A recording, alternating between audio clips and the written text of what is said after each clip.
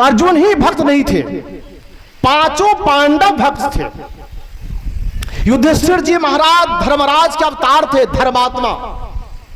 और एक धर्मात्मा धर्मराज सत्यवादी पुरुष के बुद्धि में कैसी कुबुद्धि घुस गई, वो बैठ गए जुआ खेलने के लिए। जुआ खेलना अच्छी बात है क्या? भगवान का दर्शन हो रहा है, अब बुद्धि कुबुद्धि बदल गई और जुआ खेले तो हारे क्या? आजकल सत्संगी लोग भी ताश खेलते हैं ना।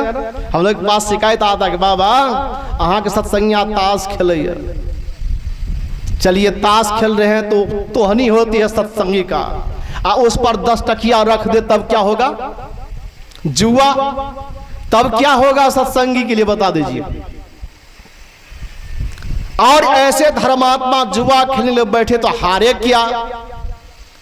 सोना चांदी हीरा जवाहरात नीलम पुखराज रथ हाथी घोड़ा अस्त्र शास्त्र राज हारे, राज मुकुट हारे, भाई को हारे, अपने आप को हारे, पत्नी को भी हारे, सर्वस्व हार गए। ऐसा जुआरी आज तक पृथ्वी पर हुआ है? नहीं हुआ है। तब दुर्योधन कहते हैं दुशासन से, क्या देख रहे हो? अब द्रौपदी मेरी दासी हो गई है, ले आओ बीच सभा में। दुर्योधन के आदेश से दुशासन जाते हैं द्रौपदी को लाने के लिए।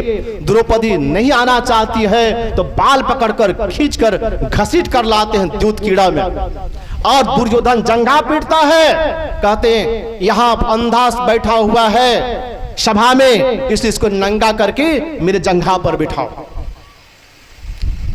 दुशासन हाथ बढ़ाता है द्रौपदी की साड़ी की ओर, द्रौपदी भागती है और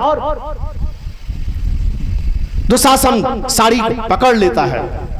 जैसे साड़ी को खींचना चाहता है नग्न करने के लिए, तो भगवान को पुकार लगाती है, प्रभु मेरी रक्षा करे। लेकिन आशा किया है, पितामह भीष्म है, द्रोणाचार्य है, कृपाचार्य है, अश्वत्थामा है, महाराज धृतराष्ट्र है, महात्मा विदुर है, मेरे 5 पति महावीर है, कोई न कोई अवश्य रक्षा करेंगे। कोई तैयार नहीं रक्षा करने के लिए।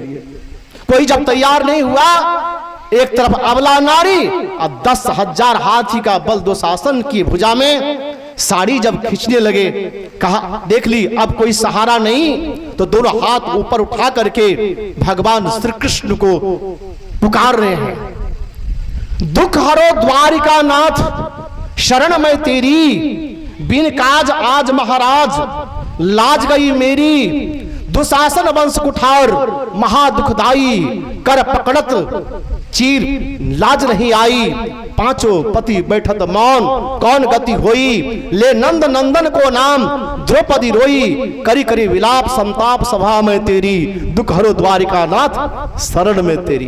भगवान श्री कृष्ण कहाँ थे? द्वारिकापुरी में। वहां रुक्मिणी के साथ में थे। भगवान चौंकते हैं, दौड़ते हैं, गेट पर आते हैं, पुनः लौट जाते हैं। रुक्मिणी पूछती है कि भगवान इस तरह से आप दौड़ रहे हैं, चौंक रहे हैं, क्या बात है? कहा भक्त पर विपत्ति आ गई है, रक्षा करने के लिए क्यों नहीं जाते हैं? कहा रक्षा करने कैसे जाओ, वो तो पुकार रही है दुख हरो द्वारिका नाथ। ए लड़का रखो, चलो बैठो, चलो बैठो, बंद करो। बोलिए प्रेम से श्री सदगुरु महाराज की जय। उच्च स्वर में जाकर घोष करें, बोलिए प्रेम से श्री सदगुरु महाराज की जय। द्वारकापुरी से दिल्ली का कितना दूरी है? रथ से भी आएंगे तो समय लगेगा ना। दुख हरो द्वारिका नाथ शरण में तेरी, मैं आपकी शरण में हूं। जब देख ली बल काम नहीं कर रहा है, तो दोनों हाथ ऊपर उठा करके बोलती है हे हृदयेश। तो एक भगवान कहां है? द्वारकापुरी में। एक भगवान कहां है? सबके हृदय में बसने वाले इस हृदयेश। तो सब जगह है, सर्वव्यापक है, एक तिल भी जगह से खाली नहीं है। साड़ी में भी है, साड़ी बढ़ना शुरू हो गया। इतना साड़ी बढ़ा 10,000 हाथी का बल दुशासन का गल गया और द्रौपदी की लाज बच गई। कौन भगवान बचाए?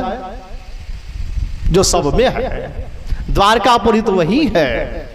अब विचार करके देखे, तब सारा राज्य जितना कुछ हारे थे सब लौटा दी, लेकिन दुर्योधन शकुनी शांत बैठने वाले नहीं थे।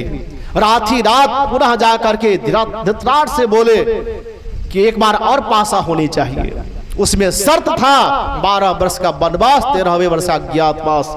फिर पासा खेले, बेईमानी करके क्यों नहीं हारे तो सही। वनवास क्रम में जंगल गए, जंगल में भी भगवान जाते थे दर्शन देने के लिए, 5 पांडव और द्रौपदी को। एक दिन भगवान श्री कृष्ण देखते हैं अर्जुन को बहुत शोक ग्रसित है। भगवान पूछते हैं, पार्थ तुम जैसे महावीर को शोक ग्रसित नहीं होना चाहिए। अर्जुन कहते हैं, प्रभु इतिहास में क्या मुझे कायर नहीं कहेंगे? मेरी समक्ष मेरे धर्मपत्नी का अपमान किया गया, सब कुछ बेईमानी करके लूटा गया, लेकिन देखते रह गया, कुछ नहीं कर पाया। कहा तैयारी करो। कहा तैयारी क्या करेंगे? आगे महायुद्ध होगा, उसकी तैयारी करो। पूछते हैं, हे केशव आप महायुद्ध चाहते हैं? कहा मैं तो नहीं चाहता हूं। युधिष्ठिर जी महाराज कहते हैं, हे केशव जब आप महायुद्ध नहीं चाहते तो होगा कैसे? भगवान श्री कृष्ण कहते हैं, हे बड़े भैया मेरे चाहने सब कुछ नहीं होता है। और गीता में हम लोगों ने पढ़ा है, सुना भी है कि भगवान के इशारे के बिना एक पत्ता भी नहीं हिलता है। और यहाँ भगवान कह रहे हैं मेरे चाहने से कुछ नहीं होता है। मतलब क्या? जो निर्गुण रूप परमात्मा है तो कण कण में है ना, वो परमात्मा जब निकल जाएंगे तो वो सजीव निर्जीव हो जाएंगे, पत्ता हिलेगा। लेकिन सगुण रूप में जो परमात्मा है वो जब आते हैं तो उनके भी चाहने से कुछ नहीं होता है। ऐसा क्यों? कहा इसलिए व्यक्ति के कर्म पर मेरा अधिकार नहीं है, इसलिए मेरे चाहने से कुछ नहीं होगा। क्योंकि कर्म करने के लिए वह स्वतंत्र है, लेकिन फल लेने के लिए स्वतंत्र नहीं है। बड़े भैया आप बताइए, क्या मैं लक्षाग्नि चाहा था? कहा नहीं। भीम भैया को विष पिला गया था, मैं चाहा था? नहीं। द्रौपदी का वस्त्रहरण मैं चाहा था? नहीं। और आपने जो पासा खेला मैं चाहा था? नहीं। तब बताइए मेरे चाहने से कुछ होता? कहा नहीं। सुनिए बड़े भैया, द्रौपदी का खुला हुआ केस, भीम भैया की प्रतिज्ञा, दुर्योधन की ईर्ष्या और महाराज धृतराष्ट्र की महत्वाकांक्षा निर्णय कर चुका है कि आगे महायुद्ध होगा। तैयारी कीजिए। का क्या तैयारी करें? का दिव्यास्त्र की आवश्यकता है, जाइए इंद्र भगवान की तुम्हारे ऊपर यूं कृपा है, तपस्या कीजिए। चले गए अर्जुन, इंद्र भगवान की तपस्या की, इंद्र प्रकट हुए, दिव्यास्त्र का मांग किए तो कहते हैं भगवान शिव को प्रसन्न करना होगा। फिर भगवान शिव की तपस्या किए, भगवान शिव प्रसन्न हुए, पास लेकर चले गए। कहां? स्वर्गलोक में सभी देवी देवताओं का दर्शन किए, वहां उनको साप भी मिला, दिव्यास्त्र प्राप्त किए और चलाने के लिए भी सीख लिए, लौटाने के भी सीख लिए। फिर आए इस मृत्यु लोक में तो एक दिन हनुमान जी से भी दर्शन हुआ। अर्जुन को शर्त लगा, शर्त में हार गए। फिर वहां पर भगवान श्री कृष्ण ने हनुमान जी को रूप दिखाए भगवान राम का, मैं ही कृष्ण अवतार में हूं और मैं ही राम अवतार में था। देखिए कितना का दर्शन होता है। फिर आगे अज्ञातवास में समय काटने ने कहा राजा विराट के यहाँ, और राजा विराट के यहाँ देखिए वहां भी कीचक ने द्रौपदी पर कीचड़ उठाला। उसके बाद राजा विराट ने ऐसा पासा मारा युधिष्ठिर जी महाराज के मुख में खून निकल गया। क्या ये दुख है कि सुख? महाभारत का युद्ध जब होने लगा, एक तरफ कौरव की सेना, एक तरफ पांडव की सेना। अर्जुन कहते हैं भगवान श्री कृष्ण से, प्रभु आप मेरे रथ को ले चलिए दोनों सेनाओं के बीच, मुझे देखना किनको मारना है। अब बीच में जब गए तो देखते क्या है, एक तरफ पितामह भीष्म खड़े हैं, गुरु द्रोणाचार्य है, कुलगुरु कृपाचार्य है, अश्वत्थामा है, और दुर्योधन 100 भाई है, आखिर किनको मारो, मोह ग्रसित हो गए। तब कहते मैं युद्ध नहीं करूंगा। शरीर थर-थर कांप रहा है, हाथ से गांडीव छूट गई, युद्ध से भागने लगे। तो भगवान श्री कृष्ण उपदेश करने लगे।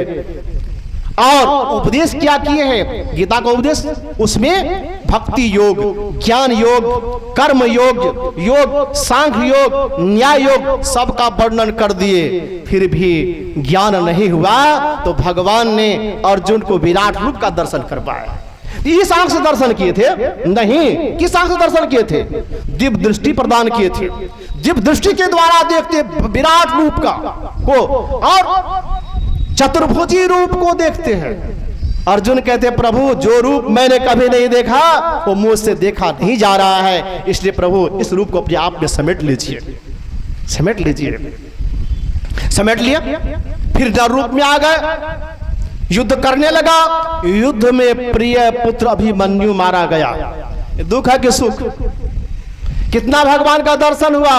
अभी तो दर्शन नहीं हुआ किसी को।